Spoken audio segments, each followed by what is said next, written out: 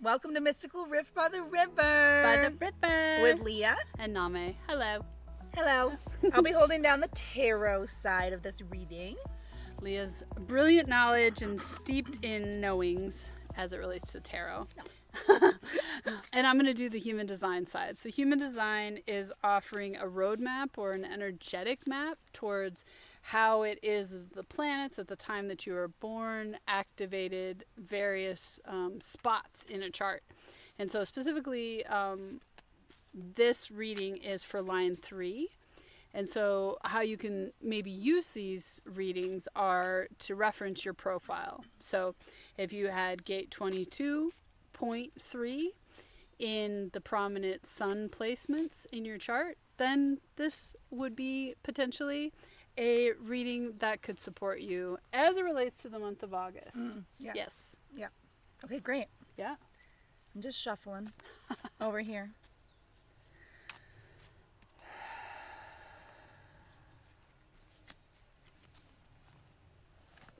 And the additional piece to add is some of the qualities for a third line. So third line happened to be a detail that's in Leah and I's human design profile. And that's our trial and error self. That's us as experimenters. That's us saying, I don't need the rule book. I don't need the instruction manual. I'm going to figure it out because I want to just try it on for size. So this could be a life of face planting potentially, or bumping into things. Like you were talking about something before we were recording about how you bumped into somebody, or you bumped it. I don't remember what the topic was, but it can be that when a third line is living as their truth, like navigating with the frequency of their energy, you know, without that like tension of like, no, I need to be like this, no, I need to be like that. Like when you're in your flow with yourself, you might find that you bumped into the next thing that's gonna bring new information your way.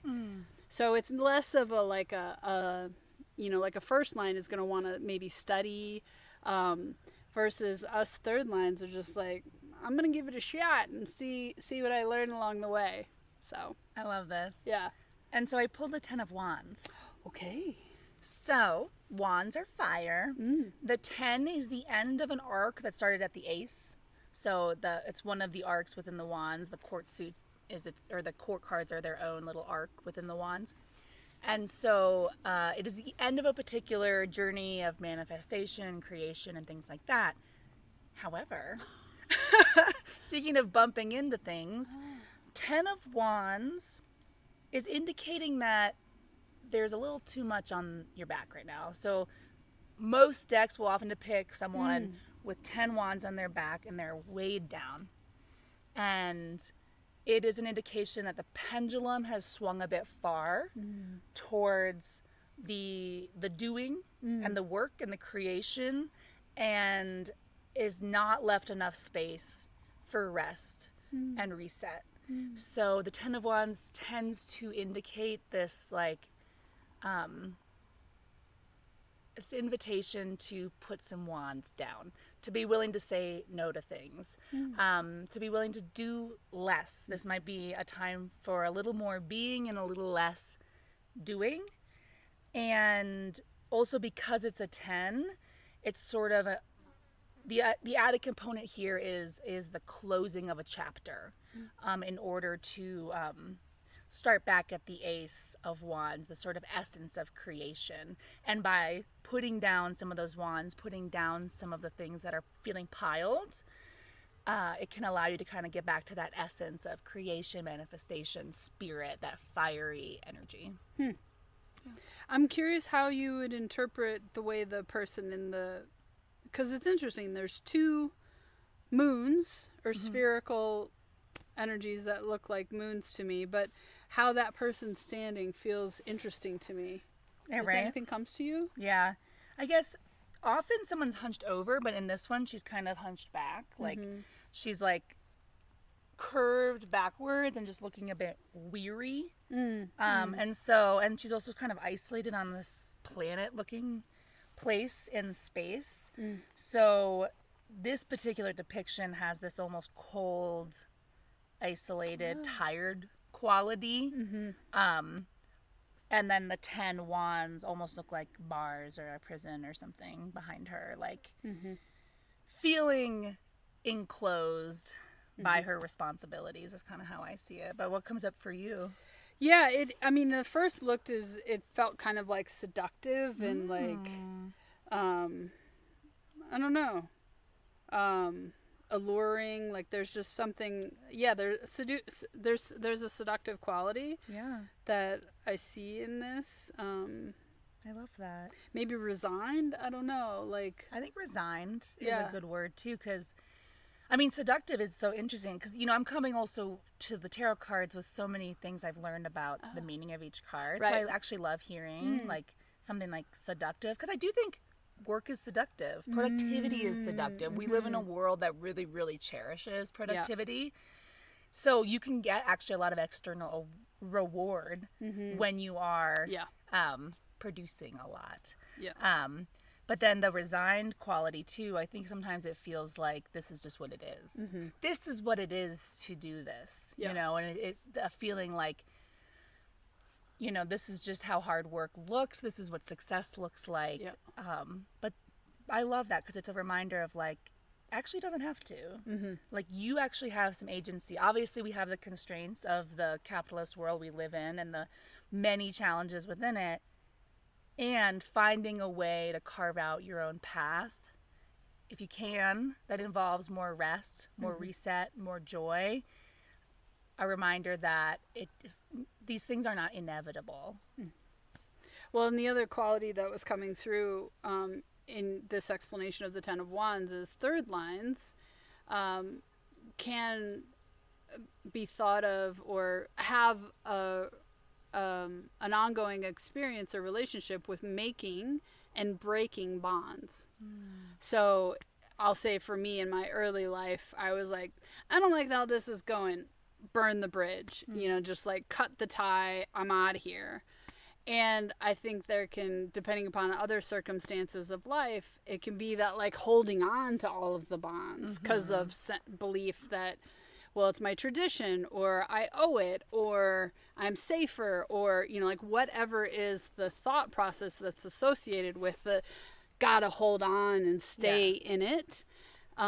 So maybe the 10 of Wands is inviting some consideration for what could change, what could you set down, what bond could you renegotiate maybe instead of break. So that there's more nourishment and capacity for all of the yumminess in there. And it's such sweetness that you're bringing in the validation that it's not easy to change how we work and how we think of success and what we think of as our identity, and how our identity gets wrapped up in these things. And I just love that you're bringing this invitation that feels affirming of the challenge, and it makes me want to add that allowing yourself resources and supports as you do this, because it's not necessarily going to be simple. Yeah. Can I add one more thing? Okay. Of course. I'm getting this reminder of the term of a cow path. Do you know about cow paths? Are they like deer paths? Yeah. Okay. Yeah. So a cow path, how I'm thinking and confirm or correct if it's similar to a deer path, but it's that routine, that pattern of way of doing something. So the neural pathways around like our behaviors. I've always done it this way. I'm going to keep doing it that way. I was working with this online tool to create this image of the cow path of like, if you've got these herd of dairy cattle who every day, morning and night, go from the barn out to the pasture, etc., they create a groove of that pattern that becomes the cow path. And so this image, maybe I'll put it up on the screen, is of this like, whoop, where they're going to like go to the right. They're not going to be in that line of patterns or group or community, which is also another quality of a third line. Like third lines can be considered very entrepreneurial because third lines can see the patterns and are like, we could do this better, folks. And so their gift becomes the kind of like that trial and error of that resiliency of having so many things that they've tried and either finding the gold of the new thing that they want to experiment with, or actually confirming that, well, actually that cow path I want to keep. Yeah, I love that. Yeah, I mean, very similar, but deer paths would just be like in the woods, and you see a little path, and you're like, who made that? And like, I've heard them called deer paths because the deer will use the same little route over and over again, which can be very useful because it creates a little clearing. But yeah, what are we missing that's over in the brush over there? And it's scary because it's unknown, and we're amazing. And we can do these things. But support and resources along the way make a huge difference. Yeah. And so the gate... Sorry. So the gate that I pulled is actually one that's very near and dear to me. It's gate 4, called Youthful Folly. And so this is that kind of that innocent quality of, well, what about this? Well, what about that? What about this?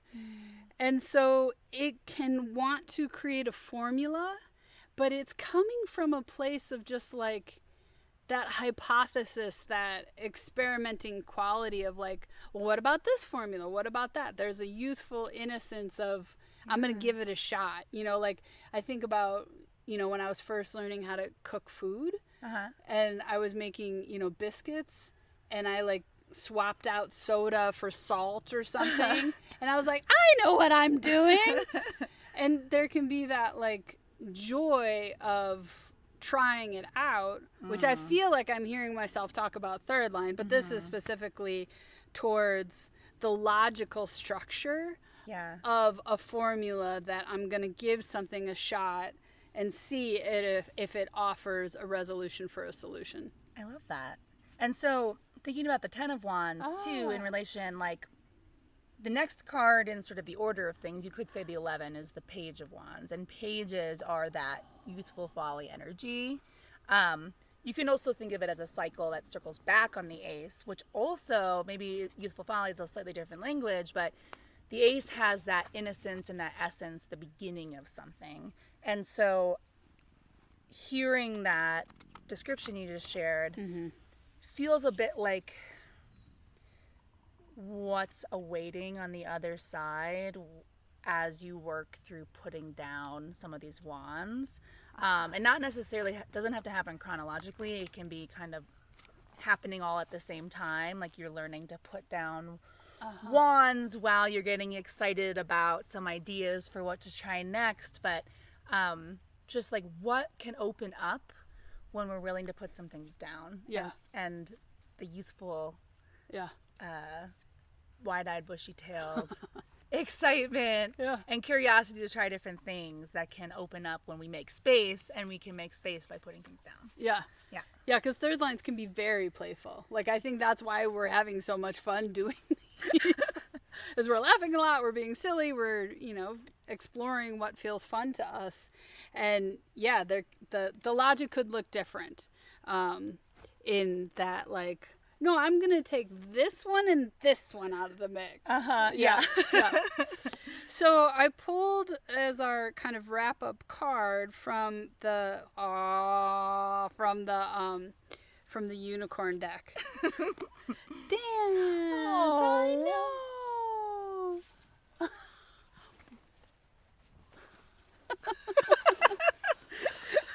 Yeah, move your body to music. Dance with the rhythm of life. Manifest your dreams through dance. And so there's a way how I'm hearing this as like less seriousness, or like more of that, you said it with expansive. Like I'm thinking back to this modality that I've experimented with called 5 rhythms. And the 5 rhythms go through its own arc, and one of them, in order for that new creative thing to flow through, starts with chaos. So you just dance with the chaos, and then all of a sudden you see like that flow or that like other new thing emerge. But that uncomfortable, because interesting, didn't know this was here for me to say, but in the gates that happen in the awareness center, so the ajna, the spleen, and the solar plexus are all considered to be awareness centers. Each of those gates have an associated fear to it. And the fear for Youthful Folly, gate 4, is chaos. Oh. So part of the reason why there's that want for a rhythm, there's a part for a pattern, is I want things to have some kind of structure, some kind of logic. Interesting. And because this happens to be my personality Earth, so in human design and I think in astrology as well, but where your Earth placement is, that can be how you can soothe or ground yourself. So if I'm spun up, if I'm in a chaotic moment and I needed to self-resource, get me to a puzzle. A puzzle working through, like, I solved the pattern, you know? Yeah. So that's what we got. I love that. Yeah? And so where my mind is now going is thinking about the Ten of Wands as like, I'm actually kind of thinking about the Tower, which is the 16 major arcana. Like, the Ten of Wands can be this structure that we've arranged around ourselves or within ourselves that gives us a sense of identity and purpose and productivity and all of these things. And, you know, this youthful folly or this thrill and excitement can come through the more we put things down. But the chaos can be scary because as we deconstruct the structures that we're used to, it's like entering into the unknown. So where my mind is going a couple places, but one is the dance, the chaos, you know, is the like riding the wave of the chaos. And because it's dance, it's making me think about somatics and how much our trauma, you know, like the trauma living in the body, structures living in the body. Sometimes it is really hard to logic our way through things. And so letting actual physical movement help you feel some loosening of some of these more rigid structures that are within you. Yeah. Hell yeah. And then I was like, what's the chaos dance? What's the chaos dance? We'll see you on the next one. Bye. Bye.